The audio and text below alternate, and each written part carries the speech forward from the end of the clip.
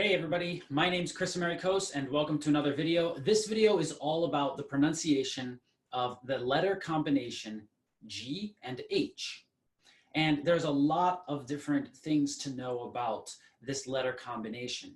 It can be pronounced in a lot of different ways.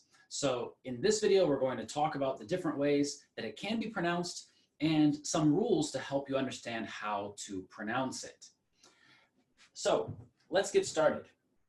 First of all, when we have the combination of G and H at the beginning of a word or at the beginning of a syllable is one part of a word. So for example, the word California has 5 syllables if I pronounce it like this. Maybe I pronounce it California, then this California, 4 syllables.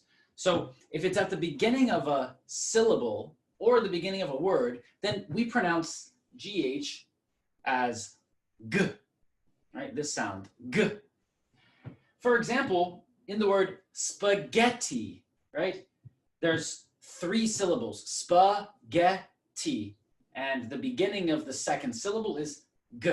So we have spaghetti. We also have the word ghetto. And at the beginning of this word, it's pronounced G. So both of these words come from Italian.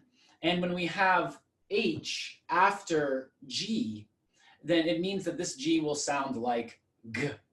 And this rule comes from Italian. It's the same in English words and pronunciation. The word ghost is an interesting word because at first it was not spelled with H, but then some authors and publishers added this in, and people continued to use it. So today it's spelled with H also. So all of those words are pronounced like G. But what happens if GH is not at the beginning of the word? Maybe it's at the end of the word or near the end of the word. This happens a lot, right? So if it's at the end of a word, it might sound like f, or it might not have a sound. It might be silent. And those silent ones are the ones that we always mispronounce, right? So let's take a look at some examples. First, let's start with the silent GH. Usually, these are words that came from German, or they were just spelled differently earlier in English, and they stopped pronouncing one of the sounds of the words. So probably you know that in English, we don't have the sound and many other languages do. We have the sound right? This is our H sound, like hat. I'm wearing a hat, a fedora. And when we say hat, we don't say hat, right? We don't make this extra sound in our throat. And in the past, in English, people made that sound. They said it differently. So instead of night, it would be Nacht. And this sounds a lot closer to German. And the word for night in German is Nacht. And they have this sound. So the GH in English was like this sound in German. But at some point in history, people stopped pronouncing this sound. So, for example, night, light, these words are directly from German, and we've just changed this sound. We're just not pronouncing this sound. And you can see other words like this too. Night, light, high, eight, neighbor, and way. The word daughter is also over here because in the past, it was pronounced Dofter. But at some point in history, people stopped pronouncing the F and they used GH instead. So this GH also became silent later. If we look at words that kept this F sound, because some words in English still have this F sound when we see GH, right? The F sound. For example, the verb to laugh, we pronounce it with F at the end of the word, and GH is there, but GH makes this F sound. Some other examples are words like tough, rough, and enough. But these words also have O-U-G-H, but they're pronounced differently. These words are cough, thought, and bought. So they have this aw sound, but here it's sound, right? Tough, cough, rough, thought, enough, bought. These are different sounds, but when we write them, they look the same, O-U-G-H. There are some other O-U-G-H words that have different sounds too. For example, the word dough or although. This has an O sound at the end, right? And so it's pronounced differently. But again, it's O-U-G-H. And then the word through. Here it's just an ooh sound. And again, we have O-U-G-H. So the most confusing type of word with G-H is this combination of O-U-G-H.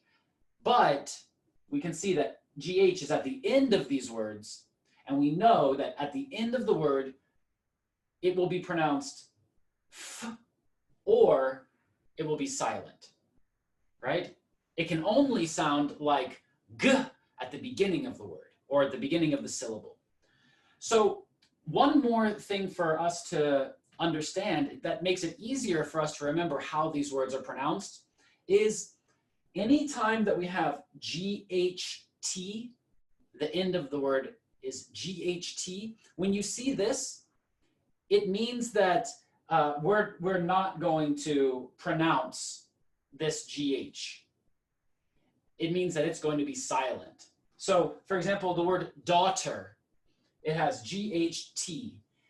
Every time it's G-H-T, we don't pronounce it. It's silent. So, daughter, night, light, ate, all of these words have T at the end, right?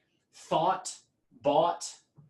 So this is another rule that can make it a little easier to remember. If it has G-H-T, it's 100% going to be silent.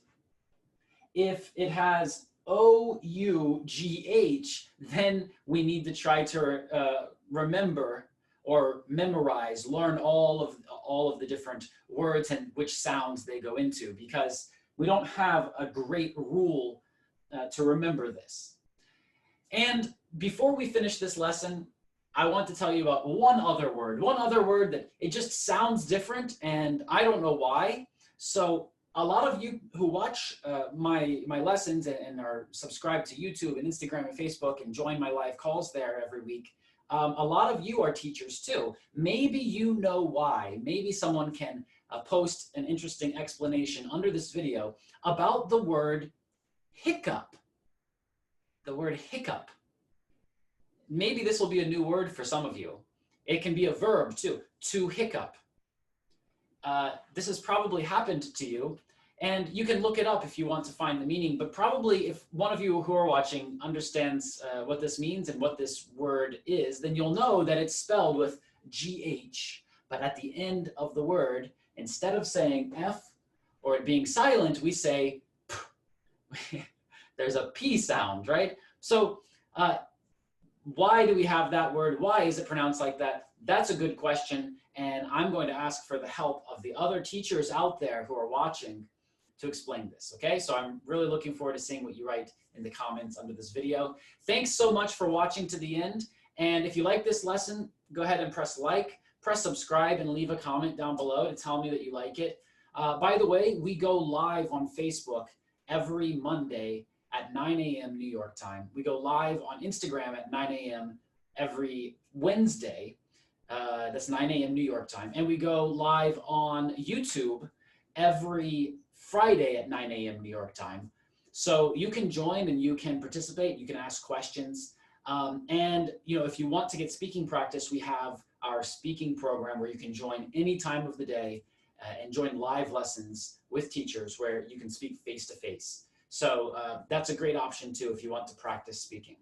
Thank you so much again for watching this video, and I will see you in the next lesson. Bye-bye.